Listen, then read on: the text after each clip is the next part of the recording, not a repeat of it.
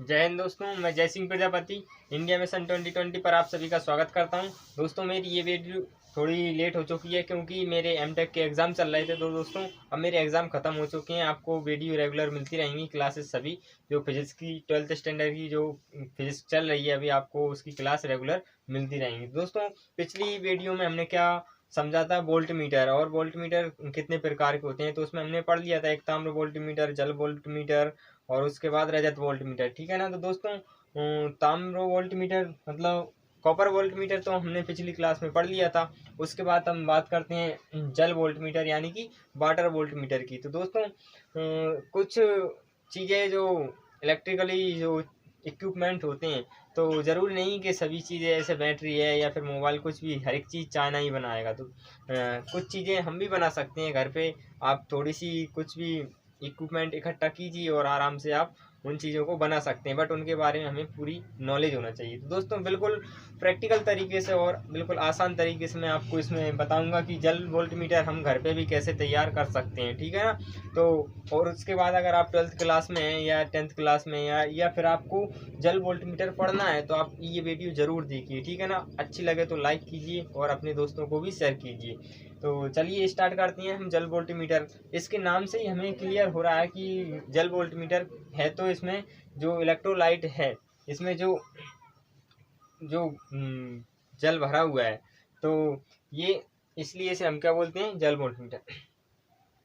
दोस्तों इसके नाम से ही हमें पता चल रहा है कि ये क्या है, जल वोल्ट मीटर। तो इसमें जो इलेक्ट्रोलाइट भरा होगा वो कौन सा इलेक्ट्रोलाइट होगा। ठीक है ना। तो उसमें जो इलेक्ट्रोलाइट है वो कौन सा है, जल है। बट हमने पिछली क्लास में मैंने आपको बताया था कि जल इलेक्ट्रोलाइट नहीं होता है। जल क्या होता है, एक कुचालक होता है। शुद्ध जल विद्युत का एक कुचालक होता है, बट इसमें हमने क्या भरा है, जल। तो अब इसे चालक बनाने के लिए हम क्या करेंगे दोस्तों, इसमें 2-3 बूंद थोड़ा सा जी सल्फ्यूरिक अम्ल H2SO4 हम मिला देते हैं। जिससे क्या होता है, इसमें जो विद्युत अपघट का कार्य करने लगता है। जो जल भरा होता है ना शुद्ध, वो क्या करने लगता है, जो H2SO4 के मिलने के बाद विद्युत अपघट का कार्य करने लगता है और उसमें से इलेक्ट्रिसिटी फ्लो होने लगती है, करंट फ्लो होने लगता है। ठीक है ना।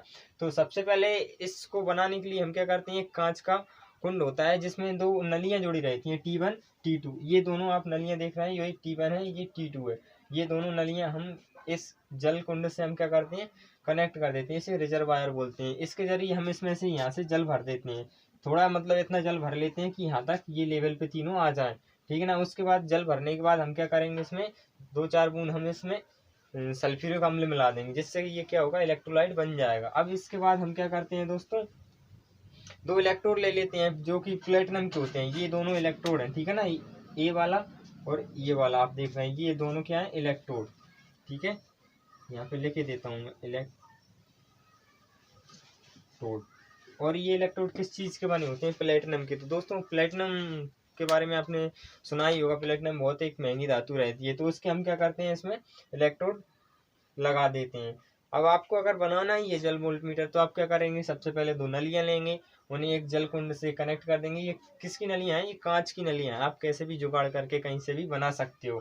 ठीक है ना। उसमें जल भर के उसमें थोड़ा सा सल्फ्यूरिक अम्ल H2SO4 मिला के उसके बाद हम 2 इलेक्ट्रोड लगा सकते हैं। इलेक्ट्रोड लगाने के बाद हम क्या करेंगे, इसे एमीटर के थ्रू बैटरी से कनेक्ट कर देंगे। दोस्तों इस कुंजी से हम क्या कर सकते हैं, इस सर्किट को हम क्या कर देंगे, ओपन या क्लोज, मतलब कि सप्लाई को बंद कर सकते हैं और चालू भी कर। तो अब जैसे ही हम इस पूरे जो अरेंजमेंट है, जो भी सिस्टम हमने बना लिया, इसे हम क्या बोलते हैं, जल वोल्ट मीटर। ठीक है ना। अब जैसे ही हम इसमें सप्लाई कनेक्ट कर देते हैं, यहाँ पे बैटरी कनेक्ट कर देते हैं, तो इसमें क्या होता है, जो सल्फ्यूरिक अम्ल होता है ना, इसका अपघटन होने लगता है। ठीक है ना। जो हाइड्रोजन है वो अलग हो जाता है और जो सल्फेट है अलग हो जाता है। ये आयन में विभक्त हो जाता है। तो चलिए दोस्तों इधर हम समझते हैं इसकी क्रियाविधि जो कैसे अलग अलग होते हैं। ठीक है ना। इसे मैं रब कर दे रहा हूँ। ठीक है। जैसे ही हमने यहाँ पे बैटरी कनेक्ट की तो यहाँ से ये करंट फ्लो हुआ। तो ये क्या है, एनोड, और ये क्या है, कैथोड। ये माइनस वाला क्या है, कैथोड, और ये प्लस वाला क्या है, एनोड।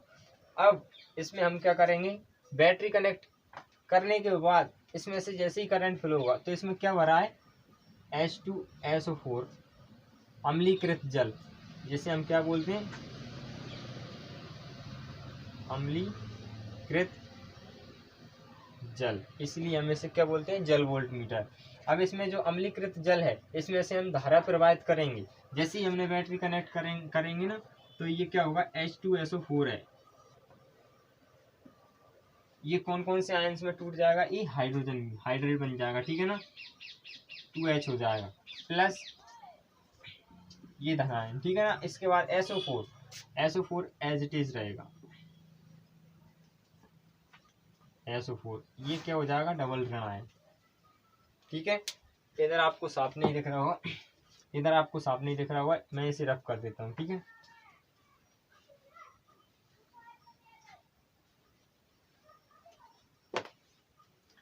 अब ये क्या हुआ, बैटरी कनेक्ट करने के बाद यहाँ पे क्या हुआ, ये H2SO4 था, ये सल्फ्यूरिक अम्ल था, जो अम्लीकृत जल था, इसमें जो हमने अम्ल मिलाया था वो क्या है, आयंस में टूट चुका है, ठीक। जैसे ये सल्फ्यूरिक अम्ल आयंस में आयनित हो जाता है, ठीक है ना, तो हमने यहाँ पे क्या किया है, बैटरी कनेक्ट की है, तो यहाँ पे क्या हो रही है, धारा प्रवाहित हो रही है। ये क्या है, हाइड्रोजन, जब हम बैटरी कनेक्ट करते हैं,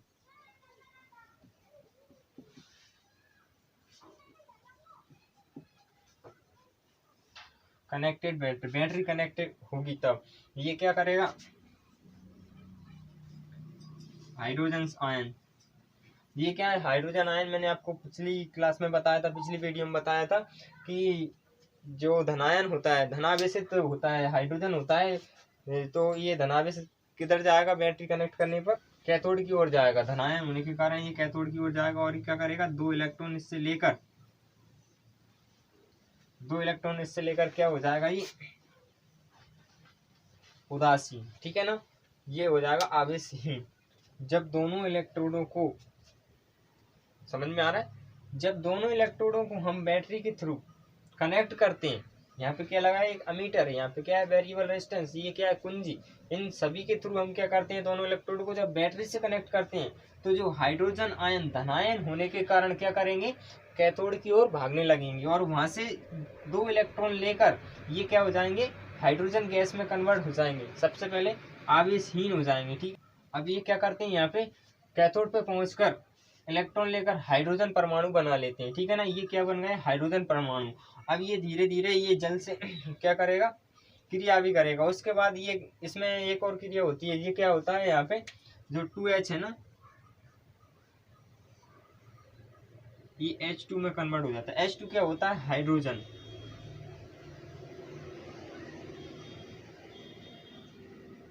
यहाँ पे क्या हो जाता है, हाइड्रोजन गैस बनती है। जब ये नली T2, ये T2 नली है ना, इसमें हाइड्रोजन गैस एकत्रित हो जाएगी ऊपर की ओर, यहाँ पे ये गैस भर रही है, ठीक है ना, यहाँ पे ये गैस इकट्ठी हो जाती है।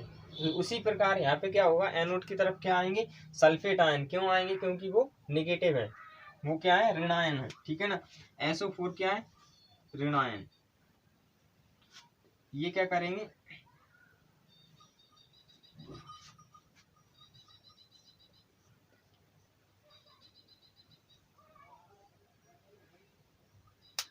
SO4 ऋणावेशित होने के कारण ये क्या करेगा, एनोड की तरफ भागेगा, क्योंकि एनोड पॉजिटिव है, धनायन है, और ये क्या करेगा, ऐसे अपने ये दो इलेक्ट्रॉन देकर ये क्या हो जाएगा, उदासीन। ये सल्फेट क्या करेगा, यहाँ पे अपने दो इलेक्ट्रॉन एनोड को देने के बाद क्या हो जाएगा, आवेशहीन हो जाएगा। अब इसके बाद क्या होता है दोस्तों, कि इसमें क्या है, अम्लीकृत जल है, तो जल भी है यहाँ पे, और SO4 भी आ चुका है। तो अब यहाँ पे क्या होगा, इन दोनों की क्रिया हो जाएगी, जल लेंगे, जल के दो परमाणु 2H2O, ये क्या होगा, जल, और हमने क्या मिलाया, H2SO4 का इसमें विलयन मिलाया था, तो उसमें से जो सल्फेट था यहाँ पे क्या एकत्रित हुआ, ये सल्फेट, तो हम यहाँ पे 2 सल्फेट ले लेते हैं, 2SO4, ठीक है। अब इन दोनों से क्रिया करने पर जो क्या होगा, कि जो हमने मिलाया था H2SO4, सेम वो क्या हो जाएगा, यहाँ पे H2SO4। अब देखिए इसमें से क्या क्या बचा है, 2H है, तो यहाँ पे 2H हो चुके हैं, SO4 भी 2 है, तो SO4 हो चुके हैं। अब ये क्या है, कि ऑक्सीजन बच चुका है, ऑक्सीजन बचा है, यहाँ पे क्या होगा दोस्तों, 2H2O प्लस 2SO4, ये सल्फेट आयंस, और ये हाइड्रोजन जल, इसमें जल भी है यहाँ पे, और SO4 के सल्फेट आयन भी आ चुके हैं। तो अब ये दोनों क्रिया करके क्या करेंगे, H2SO4, फिर से सल्फ्यूरिक अम्ल बनेगा, जो अम्ल बनने में उसके बाद क्या बचेगा, ऑक्सीजन। तो ये क्या होगी, यहाँ पे 2O बची है, आप देख रहे हो यहाँ पे 2 और ये U, तो 2O बची, यहाँ पे क्या बन जाएगा O2। ये ऑक्सीजन गैस एनोड पर बनेगी, तो अब ये कहाँ पे जाएगी, नली T1 में ऊपर एकत्रित हो जाएगी, ठीक है ना। तो यही सारी वर्किंग होती है जब कैथोड पे ये सारी प्रक्रिया होती है, ये सारी क्रियाएं होती हैं, और एनोड पे ये वाली क्रियाएं होती हैं। तो एक बार मैं फिर से आपको रिपीट कर देता हूँ पूरा जल वोल्ट मीटर स्टार्टिंग से। सबसे पहले हम क्या करते हैं, 2 कांच की नलियां ले लेती हैं, जिन्हें हम क्या कहते हैं, T1 और T2, ठीक है ना, जो कि आपको इस चित्र में दिख रही होंगी, T1 एंड T2।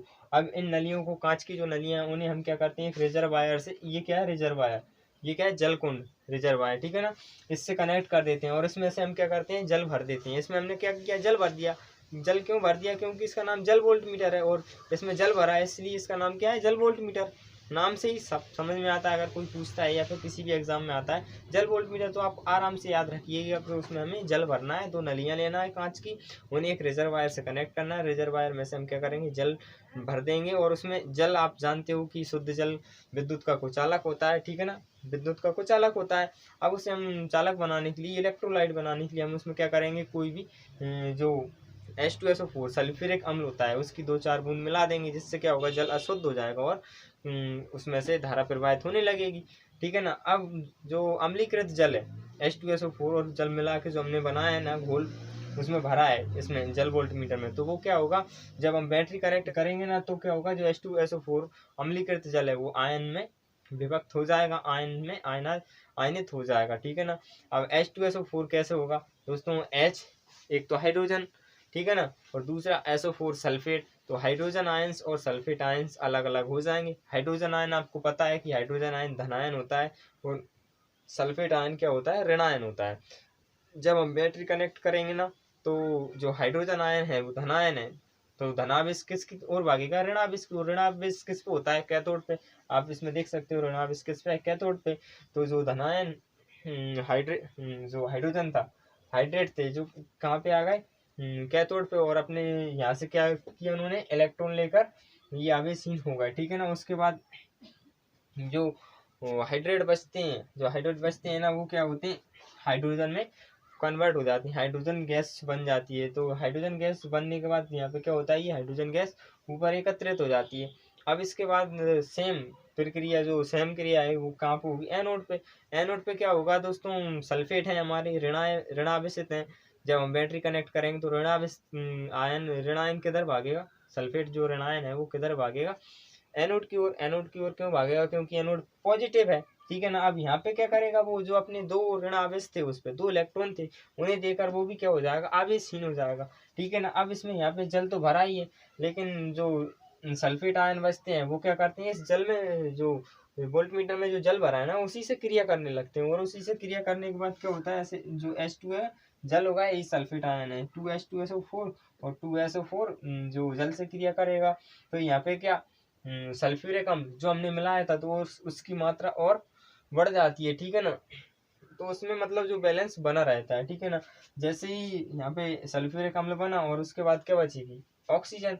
जो ऑक्सीजन गैस बचती है, तो वो नली T2 में ऊपर की ओर एकत्रित हो जाती है, ठीक है ना। ये पूरी प्रक्रिया थी इसकी जल वोल्ट मीटर की। आई होप आपको समझ में आया हो। तो अगर आपको वीडियो अच्छी लगी हो और समझ में आया हो, तो आप इस वीडियो को लाइक कर सकते हैं, अपने फ्रेंडों को शेयर कर सकते हैं, और प्लीज़ चैनल को ज़रूर सब्सक्राइब कर लीजिए यार, क्योंकि अभी मैंने स्टार्टअप किया और आगे बहुत कुछ अच्छी चीज़ें मैं लाने वाला हूँ, ठीक है ना। तो चलिए मिलते हैं अगली क्लास में, तब तक के लिए जय हिंद।